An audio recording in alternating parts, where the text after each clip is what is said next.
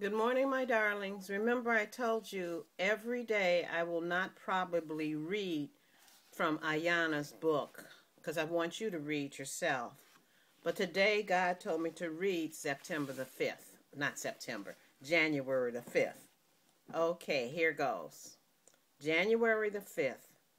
Life will work for me when I realize every decision I make is based on every other decision I have made, which is based on everything that has ever happened in my life. Are you paying attention? Are you aware of what you do? Are you paying attention to the results you get?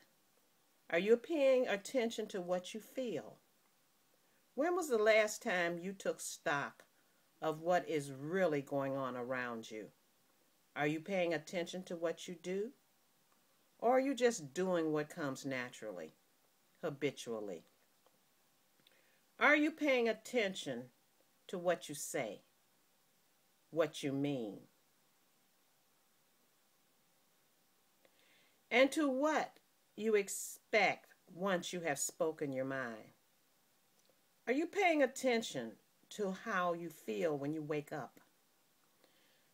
When you expect to feel as you move through the day, what do you expect to feel as you move through the day? Are you paying attention to what happens based on what you expect?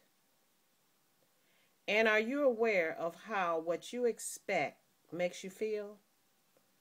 Or how it motivates what you do?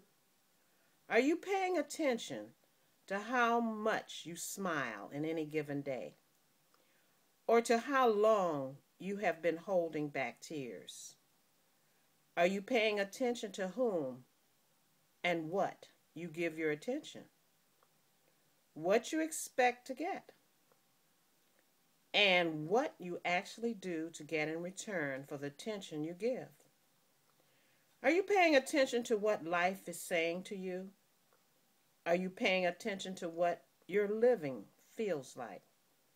Or are you living mindlessly, missing the details of who you are, what you do, and how it all makes you feel? Until today, you may not have been paying attention to the details in the moment by the moment experience of your life. Just for today, pay very close attention to what you're doing and how you're feeling. Write down every little detail of what you discover. Then you will know to what and whom you have given most of your attention. Then you will have all that is required to make the necessary changes. Today, I am devoted to paying attention to every little detail of my life. And I thank you, Sister Iyanla Vanzant.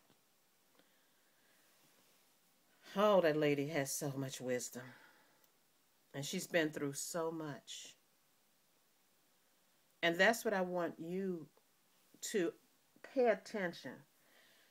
I go around to the different videos. I find the positive people. I find the negative people. And there's truth in all of them. Like I told you, a stop clock is right twice a day. I found some really great brothers. In fact, one brother shouted me out. I thank him. People, don't pay attention to what others say about you. You define yourself. You are the captain of your soul. Just stay true to whatever your truth is. Remember, my grandmother said, no one can ride your back unless you bend over. Just remember that. There's a sister here whose mother's in the hospital. And sister, I want you to know that my prayers are out for you. She just lost her auntie. So she's pretty sad now.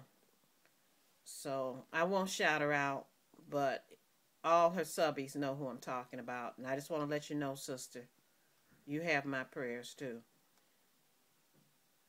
Another sister turned me on to a brother who's HIV positive, and I've been looking at, I think his name is Kenji. I've been looking at some of his old tapes. And I mean, this brother has gone through it. And brother, I'm just so glad that you're still with us. Um, HIV is not a death sentence. But I wish people would know that you have to be careful who you're laying up with. A condom's not going to save everything. You know who the most people who have HIV now? Young kids who don't know what the heck they're doing. And the old people who figure, hey, I can't get pregnant anymore. What do I care? You're the highest being diagnosed with HIV.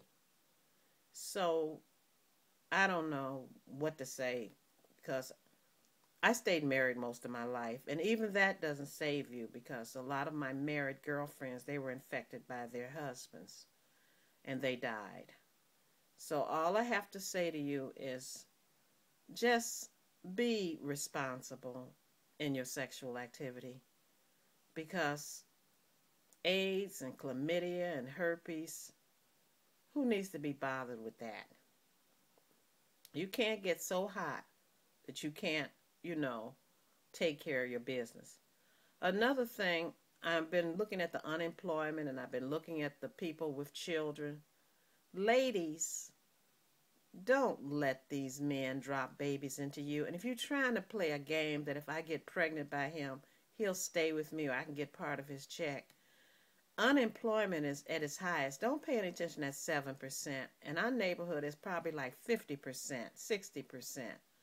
So the truth of the matter is we need to just hold off on having kids that you can't afford. You know, my husband and I, we made over 100 and some $1,000s a year. That's with him working real hard in his limousine business. That's me working real hard on my computer job. And we didn't have but one child because I knew that sometimes I may lose my job. My husband could get sick. And I was 37 when I had my first child.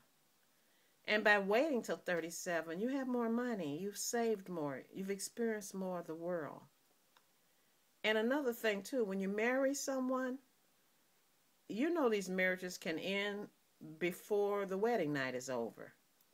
So, ladies, please don't get pregnant right away. Don't even be pregnant when you're getting married. Just the two of you go in there. You got to get to know each other. Another advice Grandma would give you is, again, I'm warning you, don't live with these men. Don't live with them. They will dump you like a hot potato. Another thing you don't know, I don't know about your state, but Social Security, you have to be married 10 years, not living together, married for 10 years before you can get a nickel of his Social Security. I've had friends that lived with a guy and his relatives, when he died, came and got half the stuff because she was not the wife. She couldn't even make his funeral arrangements. His mother did it. So really think twice about this shacking. It don't help anybody. It really doesn't. If he cares enough, I believe just like Beyonce, he'll put a ring on it. And putting a ring on it don't mean it's going to be happy and love ever after. But if you haven't had those children right away, you can call it quits and move on. Call it quits and move on. Enjoy your life. That's what Grandma's trying to tell you. So that's all I've got to say to you today. Make sure you look at my playlist because I've got a lot of great information on there for you.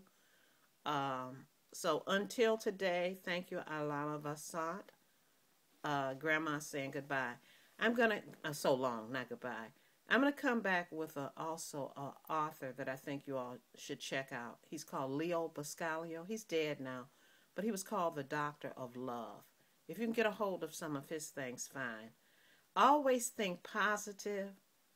Always think positive. Because what you feed your mind, that's what your mind is going to feel. If you're all upset, then you're going to feel upset.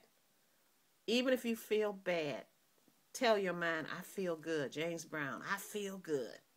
So this is Grandma telling you, we all have it.